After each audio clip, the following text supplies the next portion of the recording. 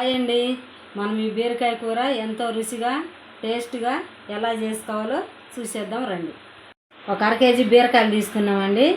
బీరకాయలు తీసుకొని పైన చెక్క అంతా తీసేసుకొని మంచిగా నీట్గా ఈ విధంగా ముక్కలు కోసి పెట్టుకోవాలి. ఒక 3 టమాటాలు తీసుకున్నాము. ఇప్పుడు మనం స్టవ్ ఆన్ చేసి బాండీ పెట్టుకొని ఒక చెంచా ధనియాలు వేపుకోవాలి. సిమ్లో పెట్టి వేపుకోవాలి. ఇప్పుడు కొన్ని కొబ్బరి ముక్కలు కూడా వేసుకోవాలి. ఎండు కొబ్బరి ముక్కలు వేసుకోవాలి. ఇవి మంచిగా సిమ్లో పెట్టి ఫ్రై చేసుకోవాలి. ఇవి మనకు ఫ్రై అయినాయండి. ఇప్పుడు ఇవి తీసి మనం పక్కన ఒక ప్లేట్లో వేసుకొని చల్లారనియాలి. ఇప్పుడు మనం ఒక 3 చెంచాలు ఆయిల్ వేసుకున్నామండి.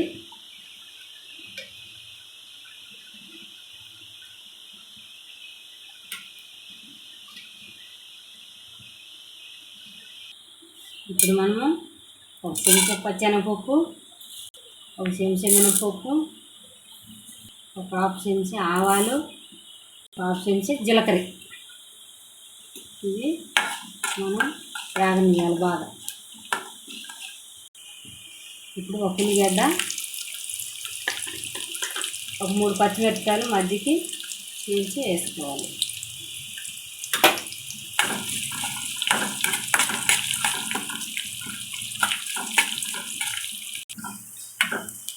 ఇప్పుడు మనకు తాలింపు వేగిపోయిందండి. ఇప్పుడు మనం ఒక రెమ్మ కరివేపాకు వేసుకుంటాం.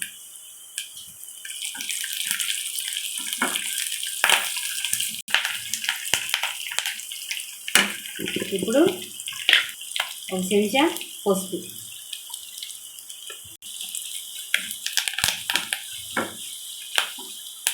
వేగిపోయిందండి. ఇప్పుడు మనం బీరకాయ ముక్కలు వేసుకుందాం.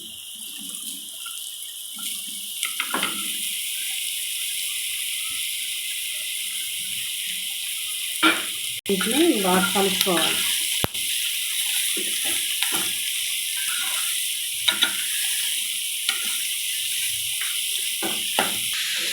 ఒక చెంచా ఉప్పు వేసుకున్నామండి. ఉప్పు వేసి బాగా కలుపుకొని ఇప్పుడు మనం మూత పెట్టుకున్నామండి. సిమ్లో పెట్టుకోవాలి. ఇప్పుడు మన బీరకాయ చూడండి ఎలా మగ్గిందో. మనం వాటర్ వేయాల్సిన అవసరం లేదండి. ఇప్పుడు మనము 2 టమాటాలు కట్ చేసి పెట్టుకున్నాం కదా, టమాటా వేసుకున్నాం.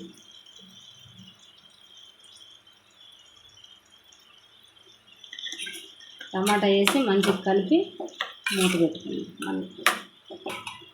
మూత వేసుకుంటే మగ్గిపోతుంది. మనం కొబ్బరి ధనియాలు వేపి పెట్టుకున్నాం కదండి, అవి చల్లగాని మిక్సీలో వేసుకొని మిక్సీ పట్టుకొచ్చుకోవాలి.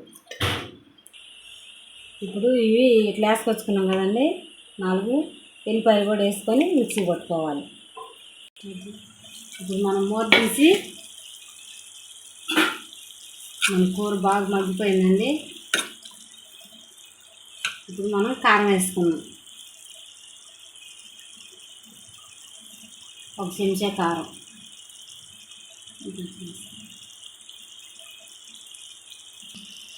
ఒక హాఫ్ చెంచా జీలకర్ర పొడి.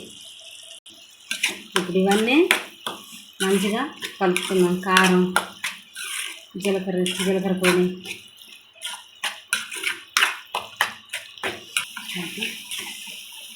ఇప్పుడు మనం ఇది కలుపుకొని మళ్ళా మూత పెట్టి సిమ్లో పెట్టాలండి. మంట చిన్నగా పెట్టుకోవాలి.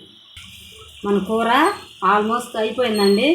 ఇప్పుడు మనం ముందుగా ఏదైతే కొబ్బరి, ధనియాలు, ఎల్లుల్లిపాయలు మిక్సీ పట్టుకున్నామో అది వేసుకొని మంచిగా కలుపుకుందాం. ఇప్పుడు మనం కొంచెం కొత్తిమీర వేసుకుందామండి. కొత్తిమీర వేసుకొని కలుపుకుందాం. మన కూర ఆల్మోస్ట్ అయిపోయిందండి. ఇప్పుడు మనం మూత పెట్టుకొని ఒక 2 నిమిషాలు మగ్గనిద్దాం. ఇప్పుడు మనం చూద్దామండి. అయిపోయింది. మన కూర ఆల్మోస్ట్ అయిపోయింది. మనము వాటర్ వేయకుండా బీరకాయల్లో ఉన్న నీరే సరిపోయింది. ఇంకా మనం ఏం వేయ అవసరం లేదు. టమాటా ఇంకంతేనండి. మనకి ఎంతో టేస్టీగా రుచిగా ఉండే బీరకాయ కూర రెడీ అయిపోయిందండి. ఇప్పుడు మనము స్టవ్ బంద్ చేసుకున్నామండి. మన బీరకాయ కూర ఎంతో రుచిగా టేస్టీగా అయిపోయిందండి. ఈ బీరకాయ కూరని ఈ విధంగా ఒకసారి మీరు కూడా చేసుకొని మీ ఇంట్లో చేసుకొని తిని చూడండి. ఈ వీడియో కనుక మీకు నచ్చినట్టయితే లైక్ చేయండి, షేర్ చేయండి, సబ్స్క్రైబ్ చేసుకోండి.